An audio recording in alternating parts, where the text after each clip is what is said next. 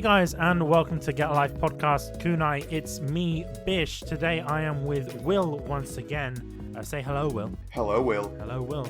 And today we're going to be talking about my love story. But before we get onto that, I'm just going to give you guys a little bit of a disclaimer, that classic Kunai disclaimer before... Wait a minute. Wait. This is your love story? Yeah, it's my love story. Your love story. It's my love story. Yes, it's my love story. Literally, it's my love story. We'll get into it in a little bit because I do relate to a lot of the characters in the show. So kind of, all right. It is a little bit my love story. But the name of the anime in Japanese is Ore Monogatari, if I'm not mistaken, which is the name.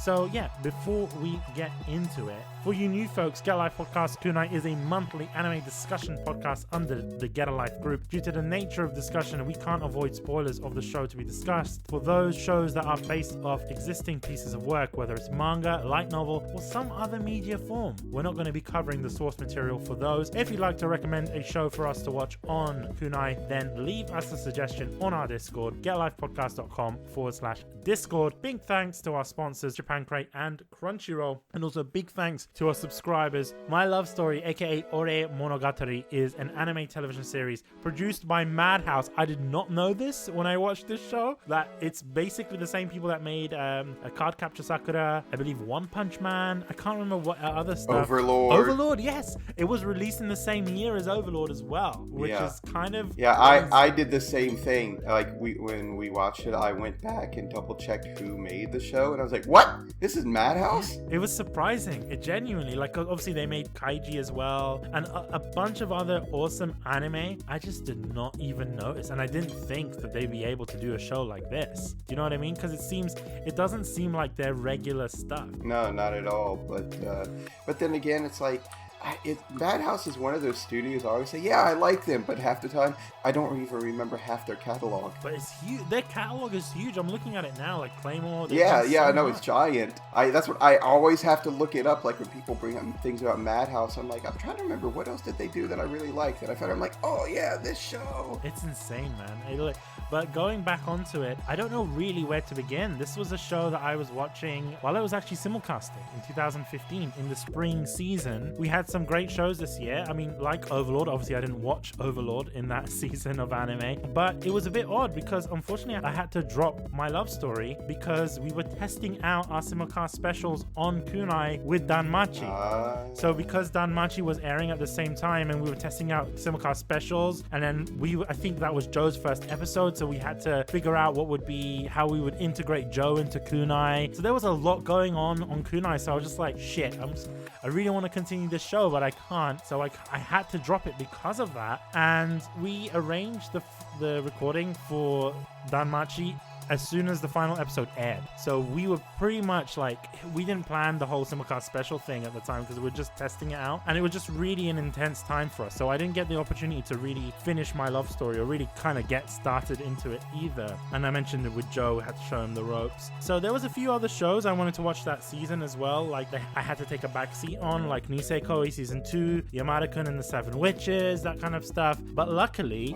love Yamada. That's another thing. I love Yamada, and it's a good thing that we watched it for Kunai. The thing is, I haven't seen Nisekoi Season 2 yet, but we're not really going to get into that. But after I dropped My Love Story, I tried getting back into it, but you know what, Will? I felt as though I lost the magic the first time. I just felt I lost it. I get it. I totally get it. It's a bit odd because this was around 2015, was around the time where it was still early days for Kunai, because I think we started maybe a year and a half before. Or actually...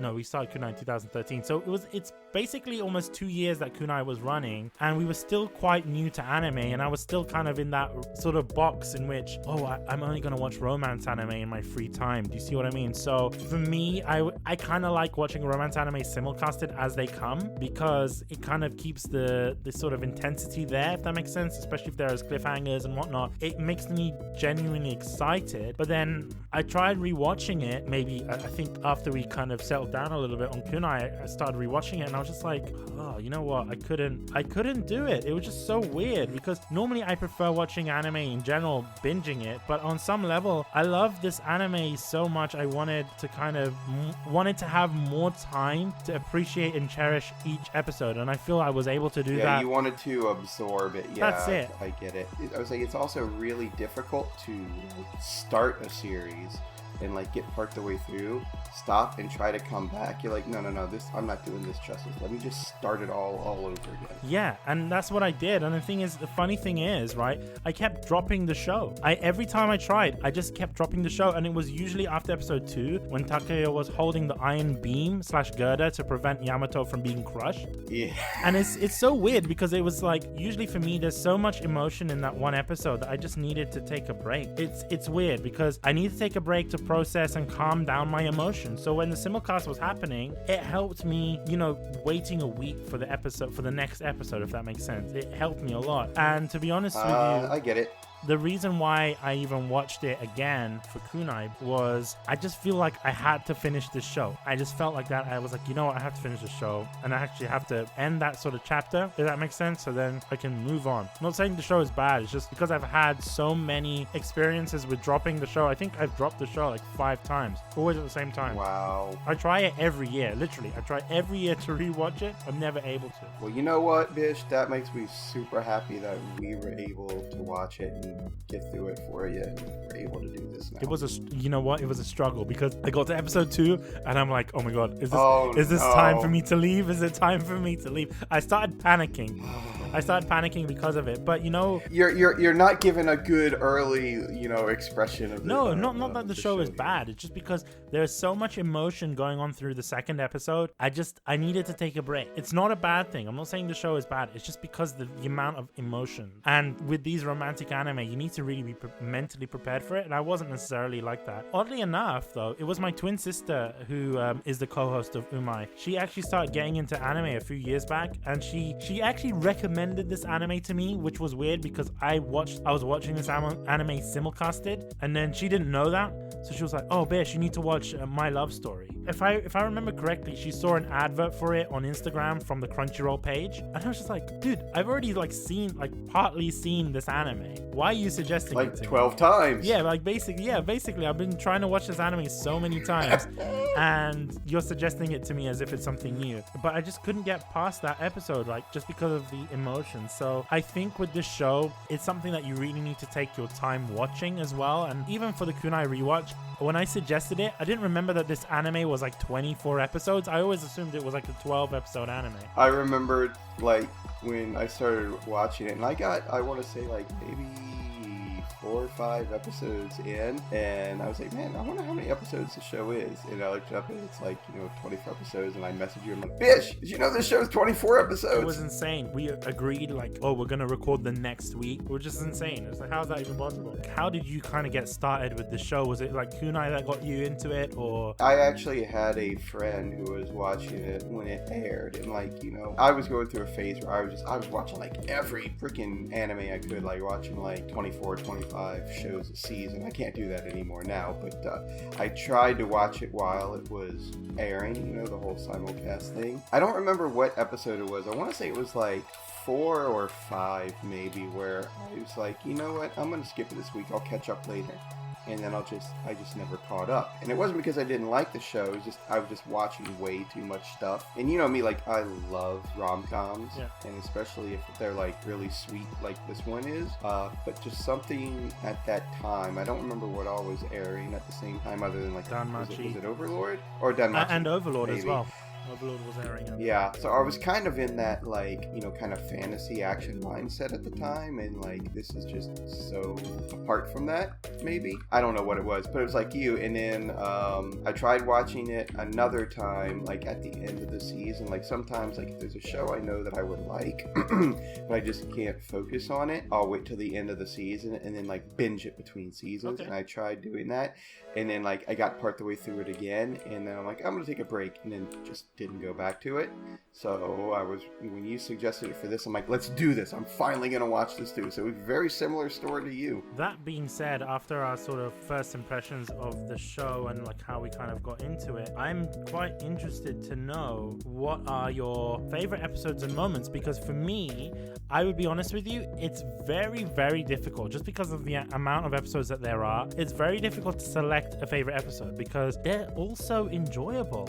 I don't know. There's just so many episodes that I really enjoy because of their comedic moments, and sometimes you get the really sweet character development between the characters and whatnot. But I will mention a few. One of them is episode 2, where Yamato texts Takeo, and Takeo is too dense to realize that a girl is flirting with him. And honestly, that's kind of happened to me a few times when I was a young lad, so I kind of related to that a little bit. But episode 2 was a highlight. The superhuman strength Takeo exhibited to kind of save the girl he had a crush on, only to find out she was walking away with Suna. And I don't know, and it was weird because he was kind of like closing his eyes and he was close to death effectively. He was about to be crushed.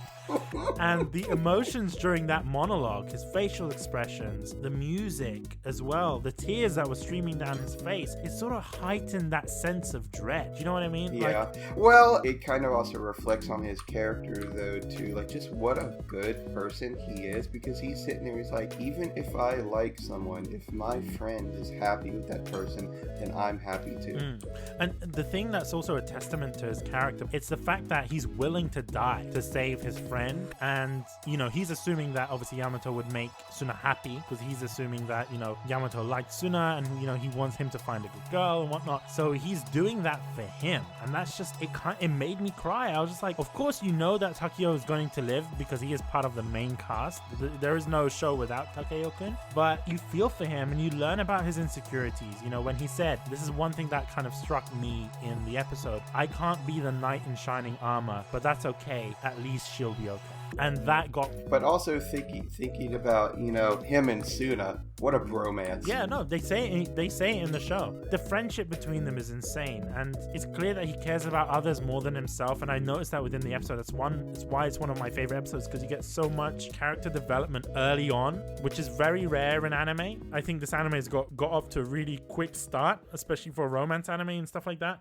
Especially in these high school rom-coms, it takes a while, flirting between the characters over like 5 episodes before they start dating and that kind of stuff. I mean, you do kind of get that build up, but it's like 3 episodes and then they're dating or whatnot. It's the line that Takeo-kun said, and that's all that matters, before the fade to black. And you're like, shit, is he dying? Did he pass out? And then the rest of the characters come and they help him, and it was just so cool. It was just like such an abrupt ending to Takeo's monologue, but the line itself struck a chord. It's Takeo regretting his decisions, maybe in his life, maybe when he felt his days were numbered, and he kind of lost faith in the idea of being the courteous gentleman, seeing that kind of led him to this point. Do you see what I mean? I kind of felt that in a way, and he kind of had the feeling, he's like, well, it's par for the course. He's like, maybe I'm, was never able to find my own true happiness. Yeah, it's like it's as if he's giving up. Like Takeo at this point, right? After all this time, and after this episode, we kind of learn more about his core values and stuff like that. But at the same time, like I mentioned, we learn that he is insecure about certain things, right? Because he's been rejected before by a lot of girls. He's noticed that all the girls he likes, they don't like him, but they love Suna. So maybe he could be feeling a little bit insecure about that. And I felt that episode really struck a chord with me genuinely, because it was just like, shit, man. It was just, you saw a different level of him. You saw him doubting and him having emotion. And that felt like it was a great foundation to build his character from. And we also see him be triumphant. We see him regain his strength when Yamato comes to help whilst she's struggling. And it makes me think that Takeo was strong enough to begin with, but he was just looking for an excuse to fail. Possibly because all the girls, like I mentioned, all the girls he liked never liked him. Instead, they were after Suna, and he had just given up, and he lost all hope, and he lost all confidence in himself and his abilities as well. And I'm going to get into this a little bit later when we talk about characters, but honestly, I relate to him so much, especially when he had given up, because I feel as though when it comes to meeting new people, because of all of those horrible and humiliating experiences, I myself am reluctant to try anymore. I'm giving up, and I'm letting that steel beam fall without seeing the outcome or seeing who's willing to help, right? And that's what it struck a chord with me 100%. Like, it's kind of funny how, like, as anime fans, we always talk about like the whole 3-episode rule, because it always seems like when the 3rd episode is when the show either jumps the shark or really makes it swerve into what the series is really going to be about. But as we keep talking here, it's like, with this show, it's really episode 2.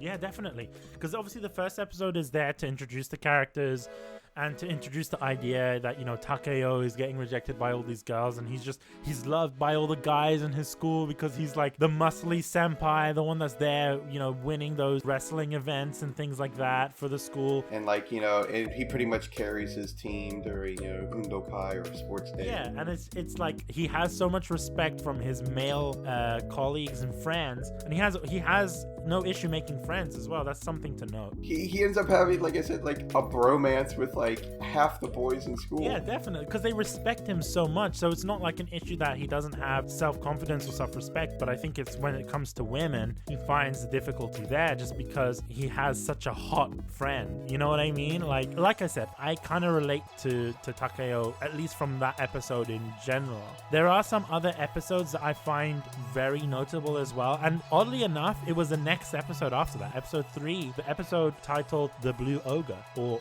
My Blue Ogre, and we see straight from the... Which is a very famous story. That's what I was going to mention. We see straight from the start that Takeo is bigging up Suna to Yamato, right? Because he thinks that she likes him, and he's okay with, bottling his true feelings because he wants his friend Suna to be more happy than himself, even if it means he can't be happy, right? And it makes a lot of sense why the blue and red ogre story was told. Initially, when watching the show, I thought, oh, the story was about Suna's sacrifice to make Takeo happy, with the whole thing about rejecting the women that liked him, because I think Suna mentioned that, why would I go out with girls that don't like my best friend? You know what I mean? So I thought that was possibly the case there, but in reality, for me, what I felt was the true story behind the red ogre and the blue ogre is actually Takeo sacrificing to make Suna happy, right? My understanding behind it was that he was sort of refusing to be true to himself and his true feelings, instead choosing to hype Suna up to Yamato, and it's clear that they both play the role of the blue ogre in the sense that they're making that sacrifice for each other as friends, right? And to be honest, if I would say I have a favorite episode, this would be the one, just for that story alone. And as you mentioned, it's an actual Japanese folktale, sorry, and it's been mentioned in so many other anime, like ReZero, they mentioned it there, but this was the first time I heard it in my life. Rem and Ram. Yeah, Rem, exactly. They're both Oni. But the thing is, right, this was the first time I heard it, and it touched my heart because it's a story of real friendship. Every time I listen to it and every time I see the story and the music that plays and Takeo sort of narrating it, it makes me cry because there is so much emotion in that story, right? The fact that the ogre never returned, right? The other, was it the red ogre or something? Was it the blue? The red ogre. The red ogre never returned, right? He just fucked off, but because he wanted his friend to be happy with the human, he made that sacrifice for his friend. It makes me cry, like genuinely. I know it sounds a bit silly, but it fills me with a lot of emotion. There's a lot of things to unpack within that. I took like at least some kind of notes or, ideas from 17 of the 24 episodes. So like you were saying, it's really hard to discern an absolute favorite episode. And you know me, I'm a very strong character person. I get into shows because of characters and because of story. Now, I think with this show, it definitely was more so the characters than it was the story. I mean, the story is still good and sweet and all that type of stuff, but the characters I thought were really strong. Even, some of his friends and side characters, ones that weren't, even in the show very much, I still really enjoyed. So, episode 2, I loved to even when she even jumped in, to hold the beam up, and she's like, I'm strong too, and she's just giving it all her might kind of a thing. So it's kind of funny how we keep talking about how Takeo kind of just inspires people just from being who he is and his presence. And like you said, in the whole miscommunication with the phone and texting and all that stuff, where she even had to tell him, she's like, can we meet, but just the two of us this time, because he kept thinking it was all about Suna, and he's like, wait, you want to meet with just me? The funny thing is, even when he got that message and he was like, oh, the reason why that she wants to meet with me alone is because she probably wants advice about how to deal with Suna. Advice, yeah, and exactly. And that killed me. That killed me. I was like, you're a fucking idiot, Takeo, but I love you. It's quite hilarious. It's like the guy... The very next episode 3, when he's at the park and Yamato crying, Takeo he cracked a stone, was it? I think think so. You know, because he's worried about like not being cool, and Suna's like, oh, you're cool too, and then like, but then girls are like all talking behind their back, and that's why Suna never ends up liking the girls that, you know, reject Takeo, because he's like, if you don't like Takeo, then I don't like you. Like, Takeo's like this nice guy, and they're like, oh, you're really nice and sweet and all this stuff. He's like, but what about Suna, you know? And then he tries to help him out, but then like Suna, like, even though you don't really think about it because he's so quiet and unassuming and kind of a bookworm, even though he's like a hot pretty boy, he kind of notices everything going on around him. Like, you know, he obviously picks up on Rinko liking Takeo from the get-go, and like he notices these girls, like, they say Takeo is a nice guy but then talk all kinds of crap about him behind his back, and he's like, yeah, I don't like you, go away. He's incredibly perceptive, and he's incredibly intelligent as well. Like, he's picking up on things before any other character, even before, you know, Yamato is picking it up. He's picking up these sort of signals straight away, and I think possibly that's a testament to his friendship with Takeo, because obviously they've been friends for a while, and I imagine possibly it's because they grew up together as children and being neighbors and whatnot. And neighbors. But he mentions in the show that, you know, it's not just the fact that we're neighbors or whatnot. He truly actually cares about Takeo. It's kind of going off on a little side thing here too about him being, you know, intelligent, perceptive, and studious and all this kind of stuff, you know, even though he is a quote unquote pretty boy.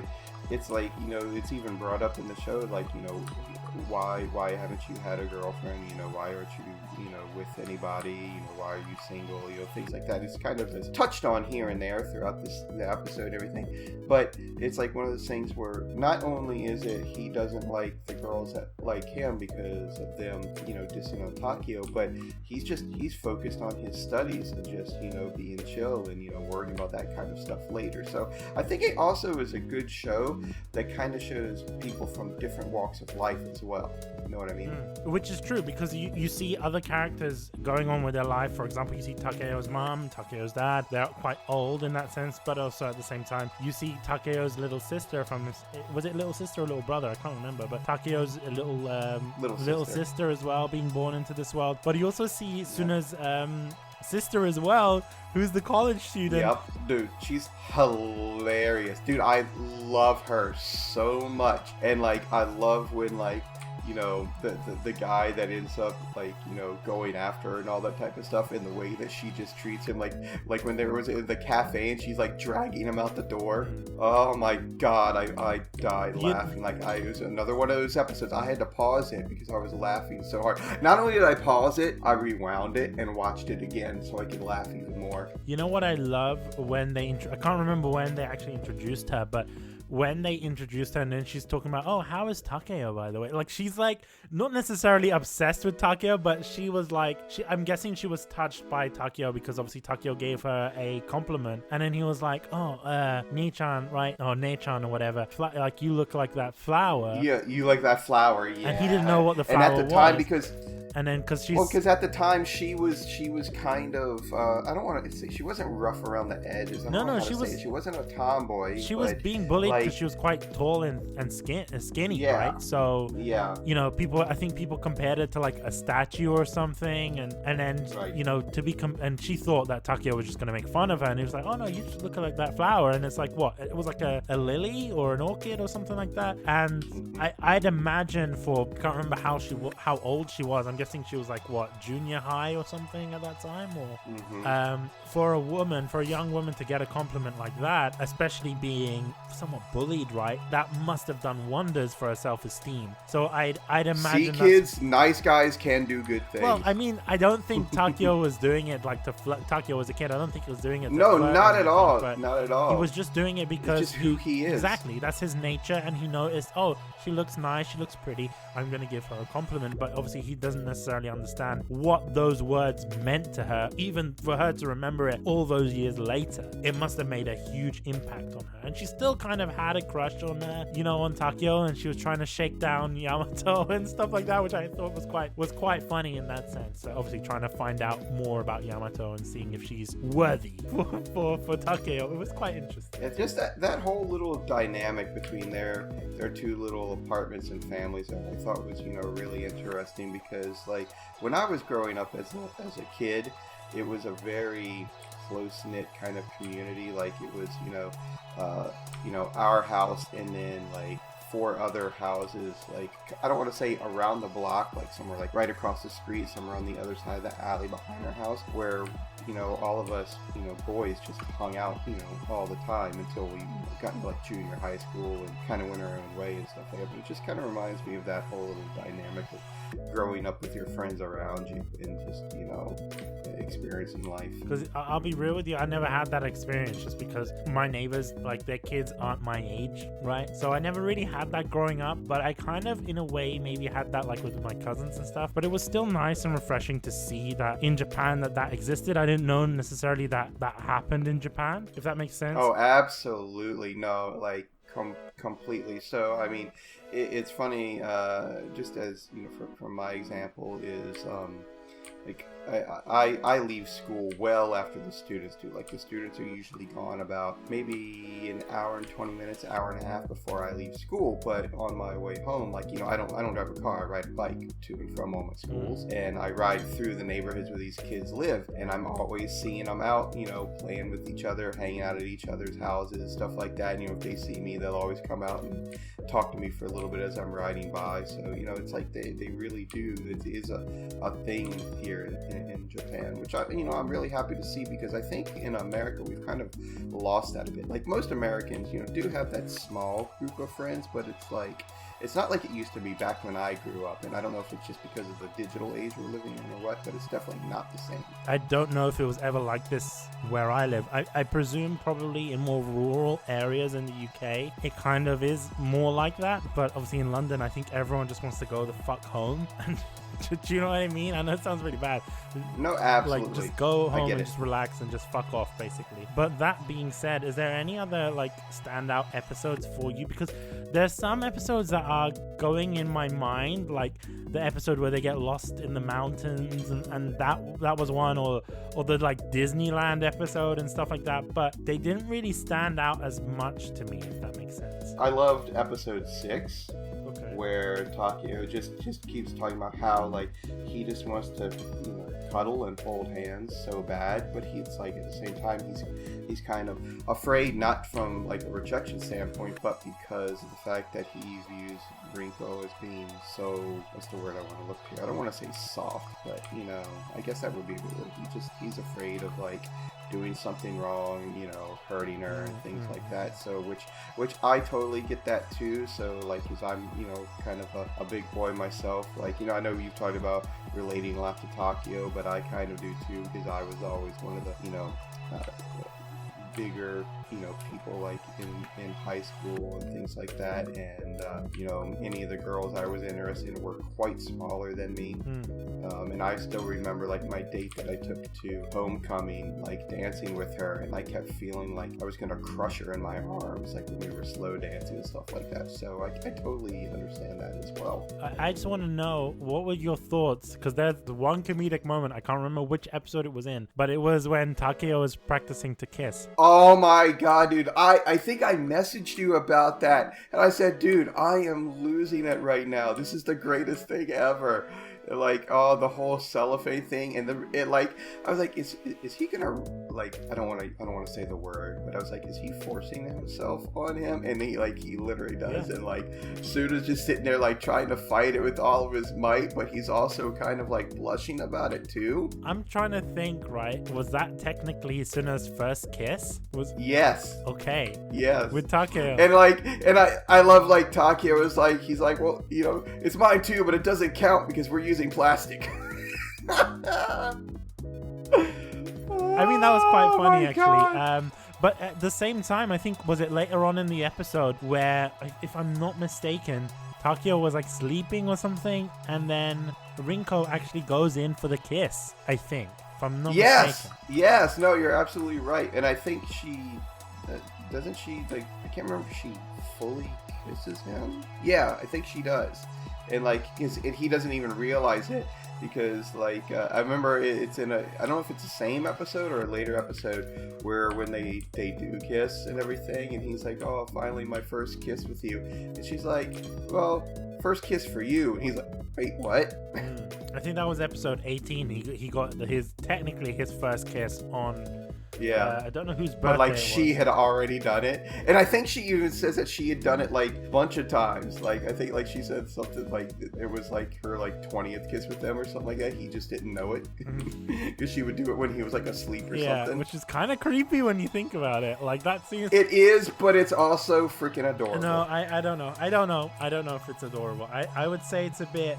I think it's Okay, the adorable. first time, okay, but then like 20 times, dude, like that's fucked up. Don't do that while I'm asleep. I didn't write it in my notes or anything, but I could have swore she even says like there was times where she was hoping he would wake up. Yes, that is mentioned. Yeah, I'm pretty sure she says that. like a Sleeping Beauty type situation, which I think that's quite interesting. Yeah. I mean, other than that, there's not really many standout episodes for me in the show. I would say the first couple of episodes, maybe like the first 10 episodes, were like really strong, and then it kind of just felt like filler to me. I was thinking the same thing. However, I will say, even though a lot of it just was filler and side stories and stuff like that, I still really enjoyed it. So I do want to bring up another episode specifically just because I remember of it being like just really funny to me, even though it's kind of more of a I don't want to say a dry humor, but it's not, you know, a laugh out loud funny type moment. But I think it's episode 12 where Takeo is like, you know, I really want to study to get into university. I want to go to the same university Rinko goes to. She mentions where she wants to go to school. So like he's trying so hard. He's not a bad student, but he's not a great student. And like Suna even tells him, well, you know, in order to get into school, you've got to get like such and such scores, such and such grades. He's like, I'm gonna do it. And like everyone's helping him study, you know, and like not everyone, but because he's trying to keep it a secret from Rinko. But she does know that he's studying, and like he does take, you know, try to take the exam. However, like he does okay, but he still doesn't do well enough to get in, and he's like rejected. But then Suna's like, well, I mean, that's okay, but it makes sense for you to be rejected. And Take's like, what? Why? And he's like, well, because it's an all-girls school. He's like, what? You knew it this whole time? He's like, yeah, but I wanted you to study. I thought that was quite fun. Really cool.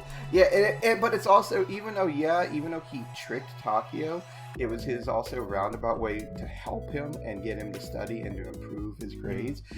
Because even though, like I said, he wasn't a horrible student, he wasn't great either. So I thought that was really cool. For me, it kind of goes into my whole character segment for this episode, because I kind of noticed that with Suna a lot, and that's really what I want to talk about, mainly the main three characters, particularly Suna. What I enjoy about him is that he's just a real guy, you know? He's a true friend, there's no BS. I also love the wisdom that he brings and his cool nature, and one thing that comes to mind is during the episode, especially episode 4, where they go on the group date, he says this wonderful line of wisdom that I think everyone listening should take this into consideration. And he says, just because someone is friends with a nice person doesn't mean that they're nice too. Sometimes they're friends because a person is nice enough to have them. And he comes up with a lot of lines like this and good advice, and even as you mentioned, the whole tricking him to study, he's not tricking him for the sake of being a dick. He's doing it to help his friend improve, because he knows Takeo, obviously he's not the best student, but he has some form of potential, right? He wants to get the most out of him. He wants his friends to better themselves, and he grounds Takeo in a sense, right? He allows him to experience reality. And it reminds me of a friend of mine.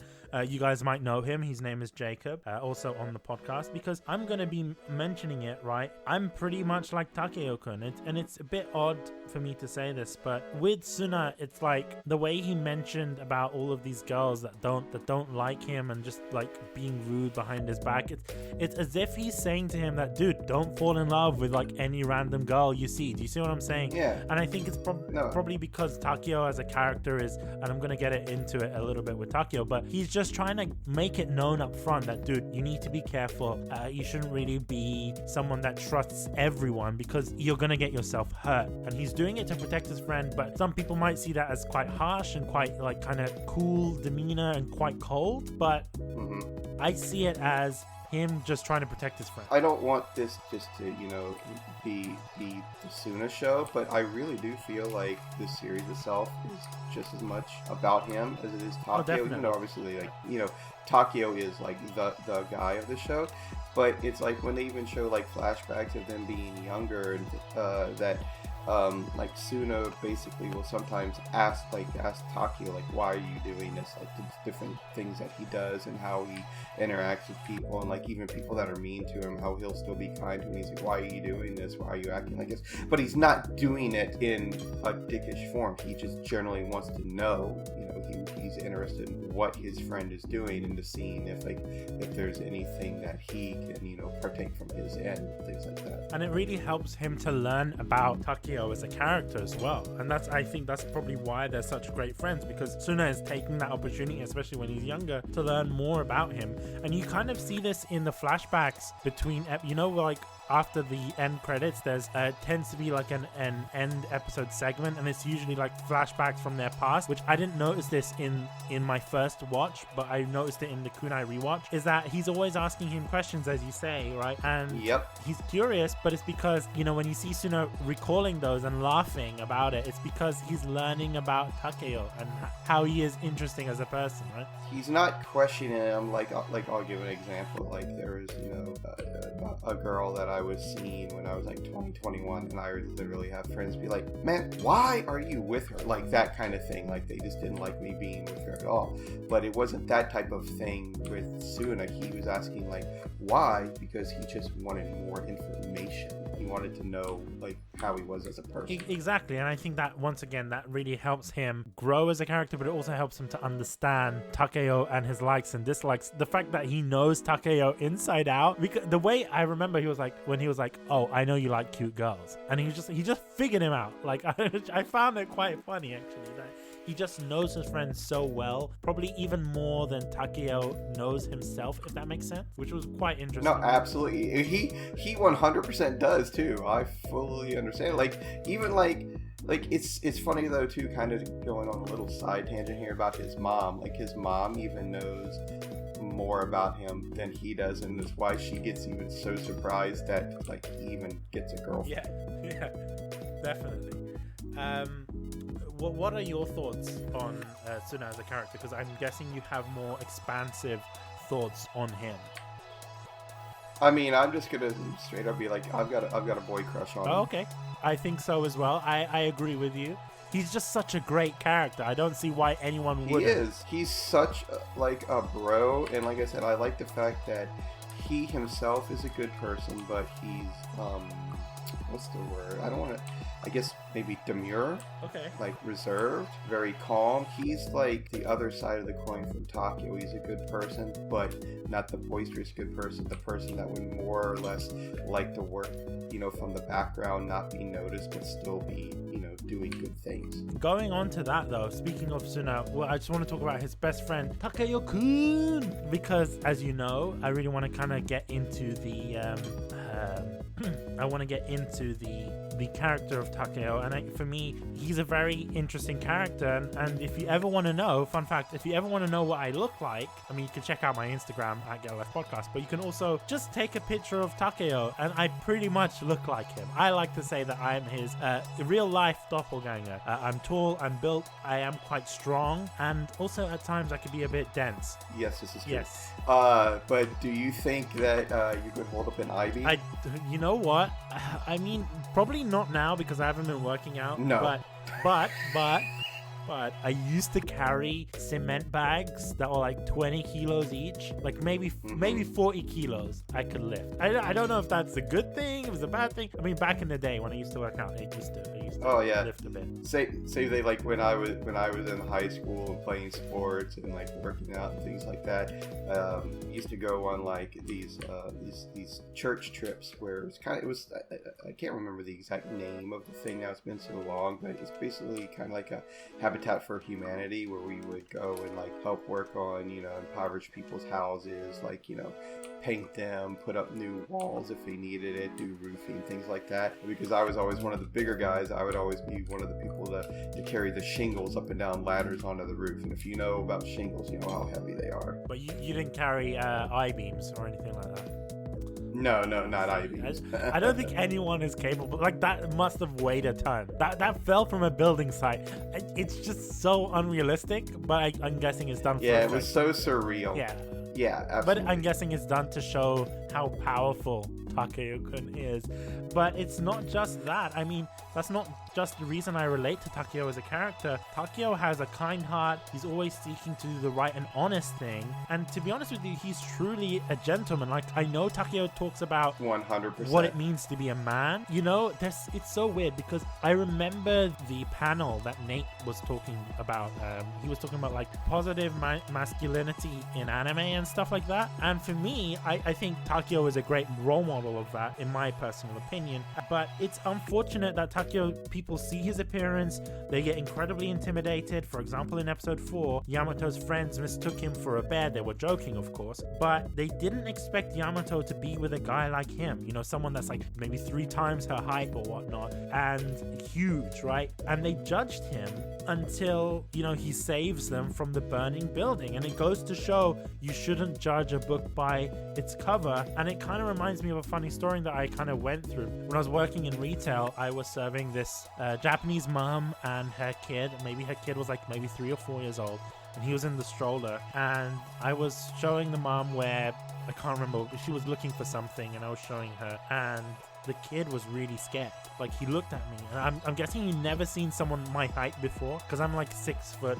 maybe 1 or 6 foot 2. The kid has never seen someone that huge before, and he was like, mom, it's an ogre, he was genuinely like, and the mom was like, shh, don't say that, you're being rude, like, do you know what I mean? Like, she was shushing him, and I found it was hilarious. I mean, I could understand what they're saying a little bit, but I just found it hilarious because it reminded me of that whole Takeo thing where they're like, oh, is he a kuma, like, is he a bear, do you know what I mean?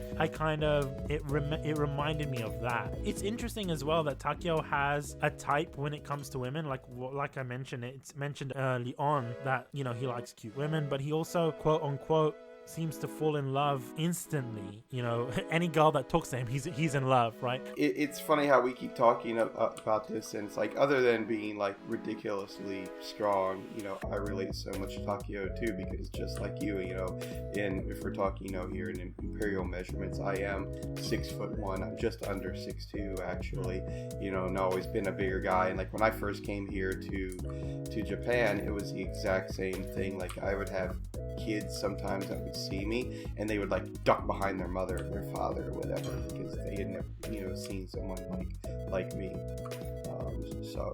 And then also when it comes to being like attracted to girls and things like that, I'm the exact same way as Takeo. You know, many of the same experiences too. I agree with you, because I was about to say the same thing, because I am kind of like that. But it's also interesting because, like I mentioned, he quote unquote falls in love easily, and he romanticizes scenarios, right? He has a very vivid imagination when it comes to his relationships. Possibly might be because of the previous confessions and rejections he's endured. And I do agree that yes, Yamato is clearly a great person for Takeo, but it begs the question, this is something I really want to bring up, would Takeo still be the same person, for example, if he ended up with the wrong person, maybe one of those girls that were kind of toxic or talking shit about him behind his back? And to answer that question on my end, I think yes, because there are times in which Takeo is dense, but there's also times in which he's acting a little bit dense. So I think he's probably aware of that, but at the same time, he's possibly landing himself in a one-sided relationship if he decides to do that, maybe because he doesn't want to get himself hurt, if that makes sense. He'd rather live in a lie and live in a one-sided relationship than getting himself hurt, because he is strong on the outside, but I feel as though he's incredibly fragile on the inside. Also, he's quite new to relationships as well, so that's probably explains a little bit, and I relate to that a lot because on the same level, I'm like that. You know, I'm a big guy, I'm a little bit fragile, and I'm also very inexperienced when it comes to these matters, right? Especially love. And much like Takeo, I have very similar insecurities, right? And what I think is the difference between me and Takeo-kun is, and this is one of the reasons why I love Takeo so much, is firstly, Takeo, despite his flaws and his insecurity, he never gives up, and he puts himself out there knowing most likely that he'll get a rejection at any time. And secondly, Takeo is just unapologetically Takeo. You know, he speaks his mind, he doesn't change himself or his actions for anyone, not even Yamato, not even for Suna. And I think it's a testament to their relationship as friends with Suna, and also the romantic relationship that he has with Yamato and their love for one another, because they love each other for who they are, shortcomings and all. And just a little bit of backstory behind this. I'm only mentioning this because in preparation for this episode, I decided, I'm going to try and meet new people. I'm going to start online dating and all this kind of stuff because I know, obviously, where the fuck am I going to meet people nowadays? It's very difficult to do so. It's clear that, first of all, people don't want weebs. If you mention that you're a weeb or you watch anime, people do not talk to you. They don't want to talk to you. So that's kind of talking about the judging a book by its cover initially. That's one of them. And at the same time, it's obviously my appearance and my physical appearance at least can be a bit intimidating for people, which I find a bit odd. But the reason why I'm bringing it up is that I mentioned Takeo doesn't change for people, right? And I don't want to say this. He is who he is. He is who he is, and I think that's an advice for all of us. I don't think we should change ourselves for the sake of others, and I think that's obviously a very important point. It's something that we also mentioned in Oremo as well, but I think it's more prevalent in this anime specifically because obviously we're talking about romance and dating and all that kind of stuff. So it's a bit of an advice for those people out there, and that's pretty much all I want to say about Takeo. But what are your opinions on Takeo? Well, first I need to answer your initial question was, do I think Takeo would change if he was with like someone who was like toxic, like he was in level, I don't even want to say toxic, but someone that just wasn't the right match for him?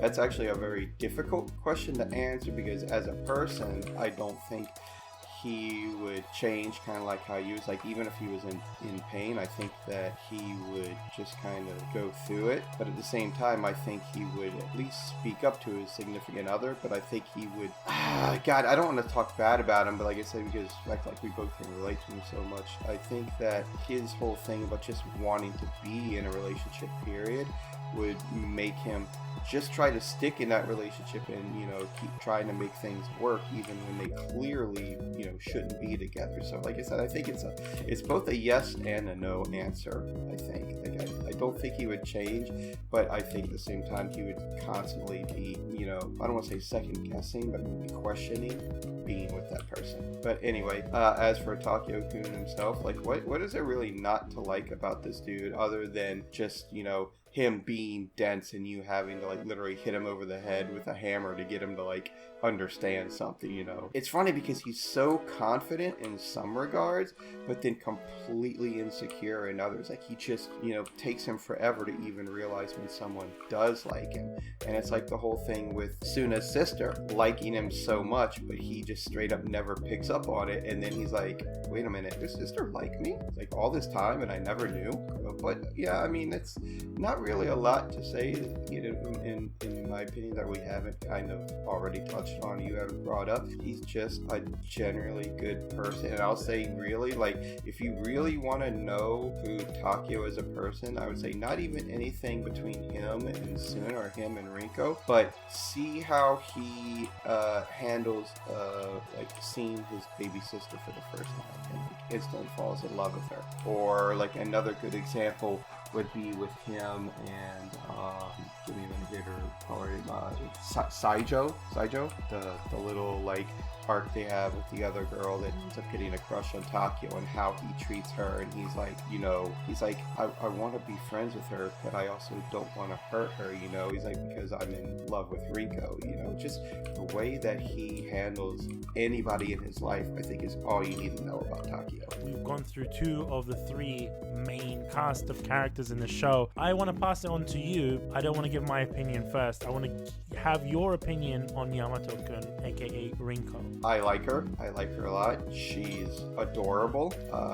I really liked her voice and voice actress. So I can't remember what else I've heard her in, but I know it's Megami Han. I'm trying to remember what else she's done. I know she's actually done a lot of like male characters, but like I really like how it's so funny because like I said, I keep wanting to go back to episode 2 where you just hear her little sweet demure voice, but then she's like, I'm strong too. And then like she actually brings that up in other episodes too, where like she's with Takeo-kun and like they're doing things and he kind of like has that kind of protective mentality towards Rinko, but then she keeps bringing up, she's like, I'm strong too, you don't know how strong that I am. And the fact that like she really does give it her all, even if it's not the best. And it's like but at the same time she also does have those kind of self-confidence issues. And like she even like when she's trying to get interest in Takeo, how she thinks like the only way that she can really express herself to him is by baking him little cooked goods all the time,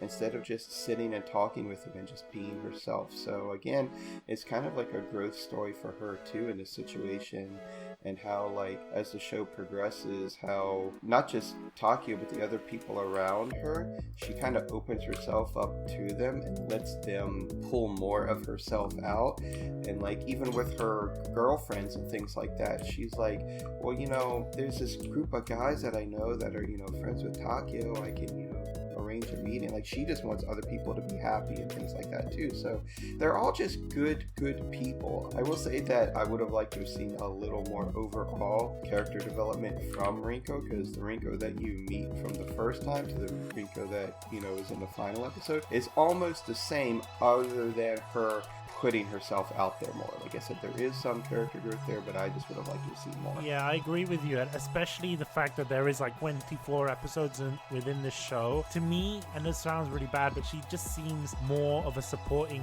cast, if that makes sense. I know she is one of the main characters, but she just doesn't get that much character development, and it upsets me a little bit. I don't mean this in like a completely demeaning way, because she's, you know, she's more of a character than this is, but she's the MacGuffin of the series. Yeah. Do you know what that means? No, I don't. Care to explain? So a MacGuffin is something that they put in stories, movies, television shows that, you know, everyone's trying to get. Like, probably like a really good example that most people will know is the Tesseract from, you know, the first Avengers movie. Okay, so like a Deus That's Ex. a MacGuffin. A Deus Ex Machina. Or not, well, I say the Tesseract was also in the first Captain America movie, but you know what I mean? Yeah, it's that one thing that you know, that the main characters are trying to go for. So like, Takeo is trying to go for a girl, he meets, you know, Rinko, and then he's going for her and trying to develop a relationship with her. So she's his MacGuffin. No, I completely see what you mean. Like, I mean, without her, there would technically be no show, because obviously there would be no, well, I say, and she's the one that connects the character. I would say, just kind of going on a little side tangent here, like, without her though, I don't think we would have the show either, because of the fact that like how, even though they don't devote a whole lot of time to it, how they bring in their different relative groups of friends, and then they become friends, and some of them even start dating. I really enjoyed that about the show. I really enjoyed how it wasn't only about Takeo and Rinko. I like how they developed a couple other relationships and crushes and things like that along the way. And basically how it kind of touched on the whole idea of young love, and how young love is stupid at times, and how people act, and how ridiculous it can be. Yeah, I completely agree with you, and I mean that's sort of exemplified through her character. For me though, I like how Takeo is like, Yamato, you know, I love that sort of energy that he brings when he sees Yamato, and there's certain cute moments with her, but I feel as though sometimes she's just there to be cute, and it's unfortunate. It's not like she's a wallflower, but it's like you said, how, like, you know, Takeo keeps saying those things, and like he's just so enamored with her. That's one thing I kept kind of feeling through majority of the series, is that, like, is she just this like object to him? And I don't mean that as in like a derogatory, like sexual kind of way, but it's like he had this whole strong idea, this romanticized idea of being in a relationship, being in love, that I worried what it is. But luckily it ends up not being that. Like, you know, as the series does, and they truly do love each other, which I thought was great. But there's a lot of times where I was second guessing, and I'm like, and I kept wondering, like, what would happen if there would be a wedge divided in here? Like the whole like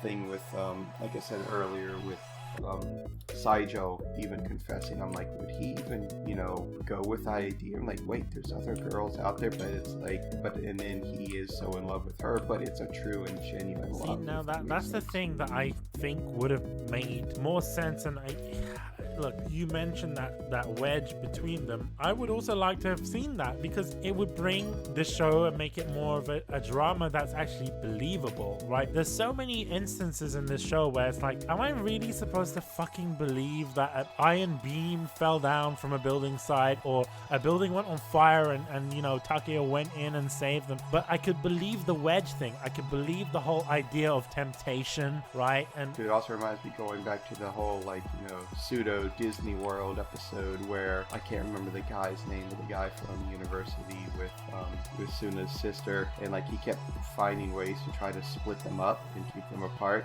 but the whole time like Takeo was oblivious to everything that was going on and like just trying to, you know, be the good person that he was. Meanwhile, you had Rinko, she's like, I just want to like get back with Takeo-kun, where is he? And that's the thing, like I would have liked to have seen Suna's sister actually try and make an actual move on Takeo. Do you know what I'm saying, right? I want to see more drama in the show. Yeah, and it's really bad to kind of say that too, because like all these like, you know, main and semi-main side characters, they're all generally good people, and that's one of my gripes with the show. It's kind of hard to believe that there were really this many good people.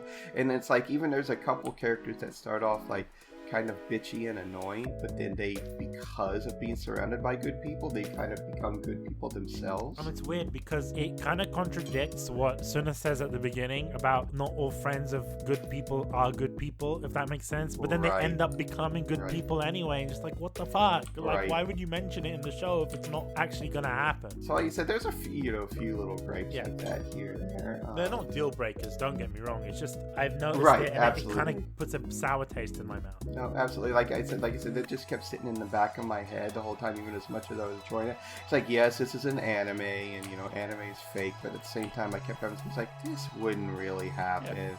People aren't like this. But then at the same time, I think, like you said, going back to what I said earlier, they kind of nailed some of the absurdity and stupidity of teenage love and romance too, in ways. I mean, I wouldn't know because I've never experienced it, so. Even though she came in like super late into the series, can I just say that I also loved Yukika? Who's that again? I can't remember like what they actually called her, if they called her by Yukika or Amami, but she was like the little gray-haired girl with glasses that ends up liking Suna and like kind of like stalking him. She didn't get much airtime, did she? I genuinely can't remember. No, she came in at the very end and was only, like you said, in a few episodes, but by the end of the series, and Suna like even does go out with her, but then like kind of sort of rejects her, and like you know, he's like, I like you, but just not in that way. And she's like, well, she literally asks her, she's like, is it okay if we stay friends and I still kind of stalk you? Like, she literally like kind of says that, and he's like, yeah, whatever. And like, it's even in the end credit animation, I think it still shows her there and like stalking him. I think it's in like the very last episode, which I thought was funny as hell, but I just really liked her. I thought like it's going back to the whole like Takeo, you know, liking cute girls. That's kind of like me. I like kind of like cute, kind of shy girls. Like, you know, talking about another series here, like I really like, you know, Sumi from Domestic Girlfriend. Let's not talk about fucking Domestic Girlfriend, that piece of shit anime. Fuck that. Right? I'm sorry. I'm just sorry. I just fucking hate Domestic Girlfriend. Yeah, I don't hate the show, but at the same time, it's like, Dude, I don't want to get into it. Part of me wants to do an episode for it on Kunai, just to shit on it. That's another episode. And if Tyson is listening, Tyson, I'm calling you out right now.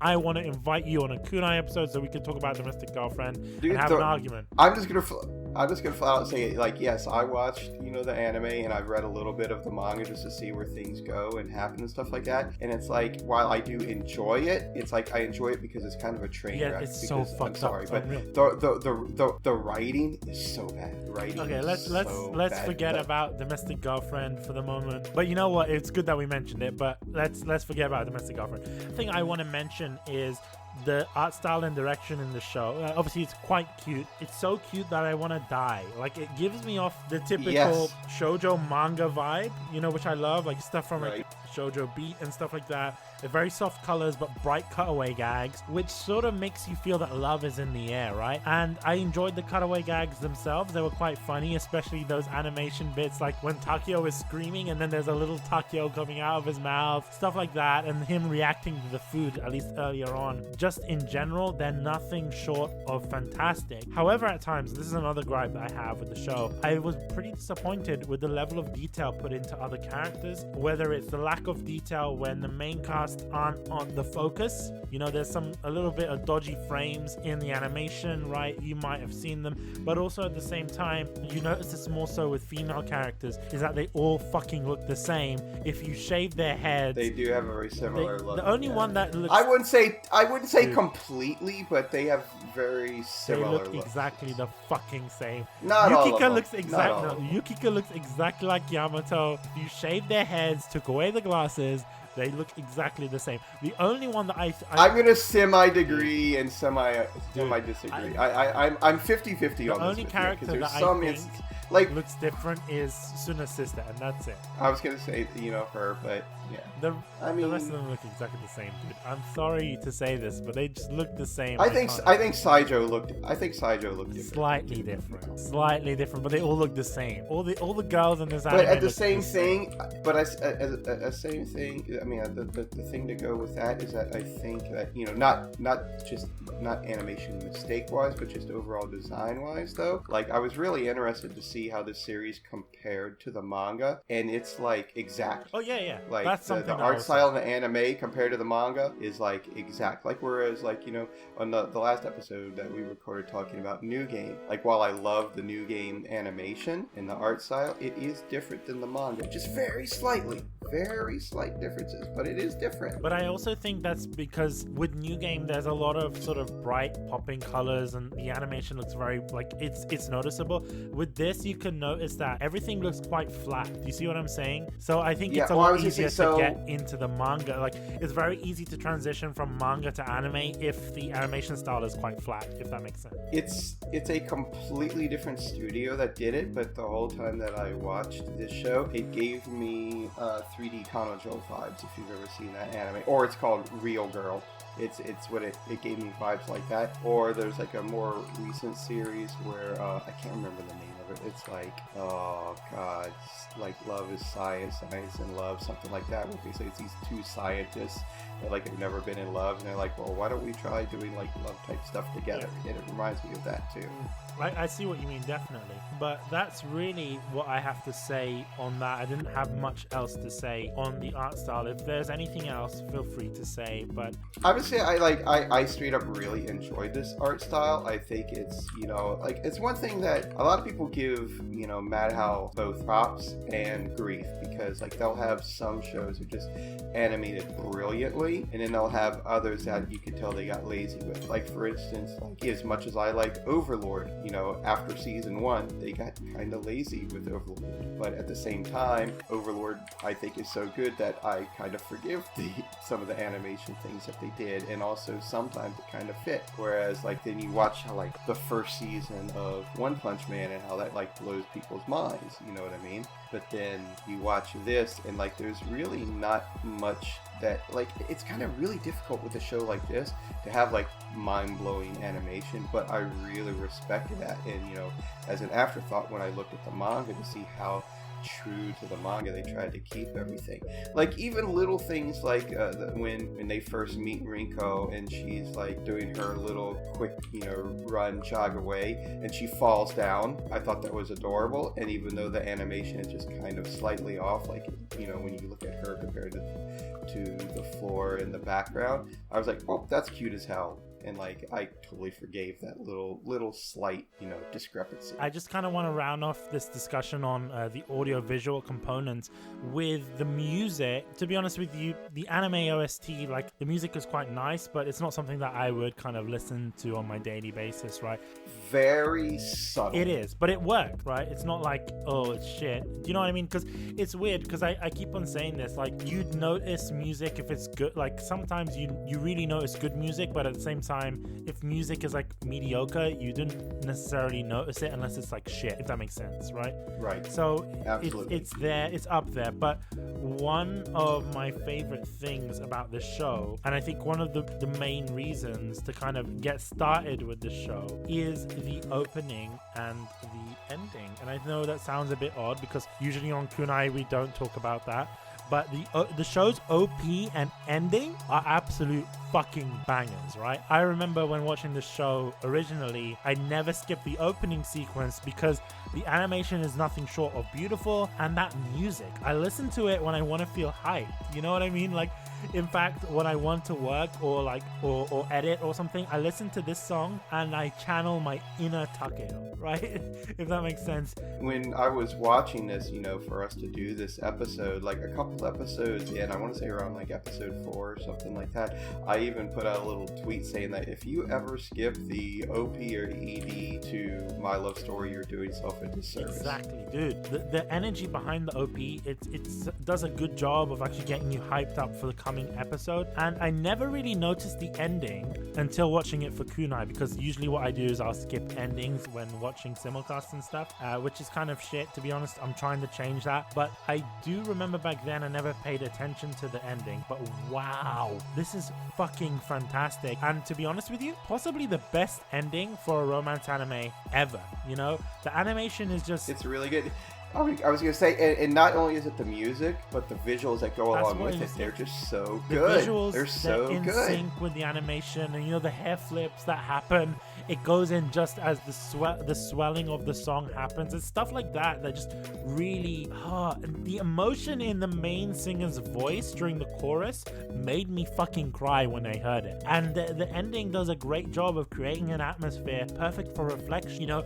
There's a lot that happens in these episodes, and you don't really get the chance to reflect between episodes, and especially when you're watching it simulcasted, you're reflecting on the events that transpired that a week, allowing the thoughts of the show to linger in your head until the next episode airs the week later. So well done. I wish all endings were as well thought out as this, and really it serves the purpose of an ending, right? This is a bit odd as well because I actually like this song and I actually listen to it on I don't want to say on a daily basis, but I feel the song like sometimes, right? And I'm like, you know what, I'm feeling the mood for this song. And it rarely happens with anime endings, right? Where I'll go on Spotify or I'll go on YouTube and I'll start just listening to it on repeat, and this is one of them, and I think everyone should give it a listen. It's really good. Going back to what I said earlier, if you skip either one, I think you're really doing a disservice, because they tie into the show itself.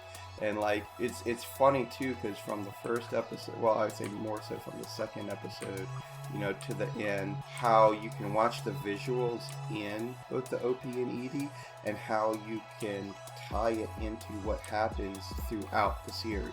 You know what I mean? Well, exactly, because even in the opening, the opening sequence changes throughout the season, which it's not something that you necessarily notice straight away, but you'll see it on the cake. For example, at the beginning it's Takeo, and then at one point it's Takeo and Suna. It changes throughout the show, which is, it kind of reminds me how they made those just subtle slight changes with like Plastic Memories. Yeah. Too. Oh yeah, that's another one. Yeah, definitely. Finally, to end this episode, because I think we've already discussed our gripes and grumbles as we went through, do you want to see a second season? Personally, for me, I don't think we need a second season because of the gripes and grumbles I mentioned. I think the show is not necessarily not well paced, but there's just so much fillers. I think that this show could basically have been just 12 episodes. Like, they could have condensed a lot of it into 12 episodes, and I would have been happy with that. I just feel like there's a lot of filler and it kind of dragged out a little bit too long. I'm not saying I didn't enjoy it. I thoroughly enjoyed every episode, but yeah, I don't want to see a second season if it's going to be more of that. And if the show doesn't continue with like dramatic elements, like I want to see them in college, and I want to see them potentially going to different colleges, and then maybe something dramatic arises, right, where some girl is hitting on Takeo. You know what I'm saying? Like, that's, if there's gonna be a second season like that, fuck it, I would want to see that shit. But I know it's not going to be like that, so I don't want to see a second season. It's one of those things where if they made a second season, of course I would watch. Yeah. But I think where the show ends, it ends at a really good point. It gives you enough of a conclusion that you kind of can see, how things are going to go. You can kind of formulate your own thing about how they're going to have the whole little happily ever after type of thing. Now, I will say what I would like to see them do is maybe do an epilogue kind of thing where it shows them later in life, where they ended up, with their kids, things like that type of stuff. I would love to see something like that, like maybe like a one-off, like 45-minute episode type of thing, or like an OVA or a film. Yeah, something like that. I think would be really neat to see, because I do want to know about these characters. Like, I ended up enjoying them so much as we talked about like the main characters, but at the same time, that never happened. I would be totally satisfied with how the show ends, you know what I mean? And it's kind of like, even though most likely never see the characters again, I'm still cheering them on. Like, I really enjoyed them all very. It's a good way of putting it. Who would you recommend this to? I mean, I'd recommend it to rom-com fans, and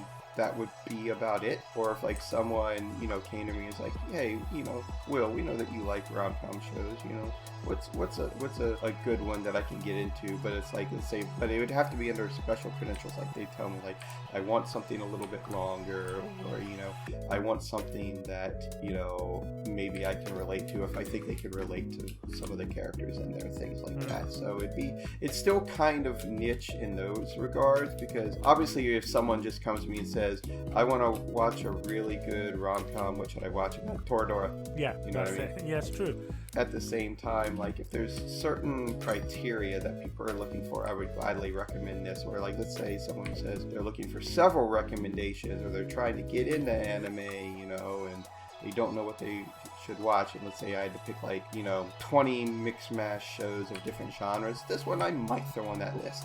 But like I said, I wouldn't recommend it to just everybody, just because of the fact I do feel like the premise is kind of niche. Or like, let's say if I know someone is going through a similar life experience and they need a kind of pick-me-up anime, I would definitely recommend this. And I agree with you on the pick-me-up, but it's weird because I was having a discussion yesterday with a friend of mine, actually. His name is Adam. He's not an anime fan. I was just like, look, we're doing an episode of Kunai, and it kind of touches on this idea of relationships and things like that. I said to him, I said, look, I know you don't like anime, but I think you and your wife would enjoy watching this. And to me, it feels like it is a perfect show for like couples to just watch. Do you know what I mean? Like, just a cutesy show that couples can relax with and just chill out. You know what I mean? Like, right. It's not something that you need to have full focus on, but it's just something you can watch and just feel good about yourself. And kind of like going along with that, going back to another thing I like about the show, I like how it shows things from the perspective of boys and girls, how boys perceive things versus girls. Now, granted, these are teenagers, so it doesn't apply in all cases, but it's just nice that they show that flip side of each kind of, situation.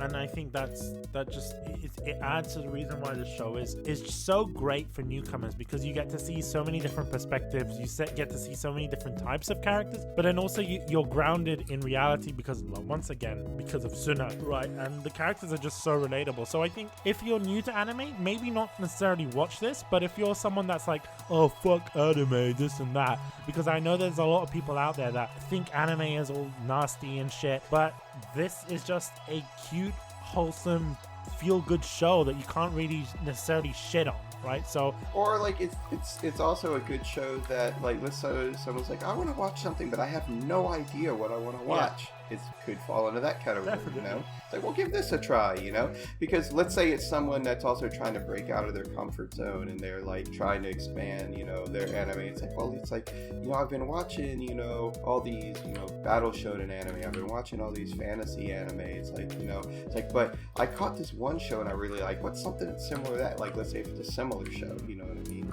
Definitely. So like I said, there's definite situations to situation. Yeah, 100%. I think that's a good place to end the episode. Thank you, Will, for coming on. Oh, it was a pleasure. Hopefully we're going to have Will on in the future. We mentioned School Rumble. I still want to do School Rumble, but we're probably going to have to figure out how we're going to do that. Our next episode of Kunai, before I announce it, I just want to thank our sponsors, Japan Crate and Crunchyroll. Also, thanks to the people that have graciously subscribed to us on Apple Podcasts as well.